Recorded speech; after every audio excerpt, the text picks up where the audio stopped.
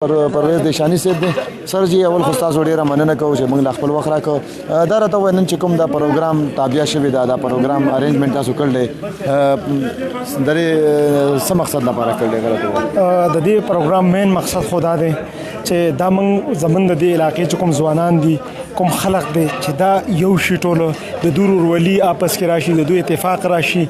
دا دلته هیڅ د هم نشته دلته موږ ټول یو شی یو خلق یو او زمونږ د دې ننني پروګرام مقصد هم صرف دا دی چې موږ یو خلق یو د یو علاقې اوسیدونکو موږ کې اونچ نیچ دا هیڅ هم نشته موږ دغه د دې ځای اوسیدونکو او موږ ټول غواړو چې یاره دلته راشي دلته موږ کې هیڅ فرق هم نشته هیڅ ډیفرنسز موږ کې هم نشته موږ یو شیزونه او د هغې وجې نه دا پروګرام موږ دا کړی او دې کې موږ ټول انوایټ کړل دي چې د دې علاقې ځوانان مشران ټول موږ انوایټ کړل دي چې ټول راشي دې پروګرام ته او زمونږ یووالی یونټي موږ یو شو موږ متحد شو او د علاقې د پرمختګ دپاره موږ کار وکړو د دې پروګرام صرف مقصد ده جی یو طرف ته تاسو وایئ چې موږ یونټي یووالی چې دی هغه کوارډینیشن بانډینګ هغه موږ یو کړو خو بل طرف ته یو لابي ده څنګه چې تاسو د ډیفرنس خبره وکړه هغه دا ډیفرنس چې دی هغه پیلاوي او مختلف د قومیت او د تعصب ناره لګوي چې جی قوم دیشان دی قوم پنجګل دی نور قومونه دي هغه چې کوم دا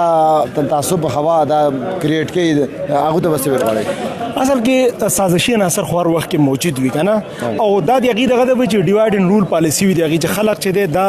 منتشر کوي نو پس ته به هغې حکومت کوي نو یو نیم خلک وي چې هغې د چا په لابینګ باندې دا کار کوي هغه به زموږ په دې قوم کې هم وي په قوم دیشان کې به هم وي په قوم پنجغول کې به هم وي په ملکال دودال دې کې به هم وي خو اکثریت خلک دا نه غواړي اکثریت خلک دا غواړي چې دا ټول قومونه یو شلې او د علاقې د پرمختګ دپاره د علاقې د ترقۍ دپاره کار وکړي کوم چې داسې قسم دا ایشوز او دا هواګانې مخې ته خوري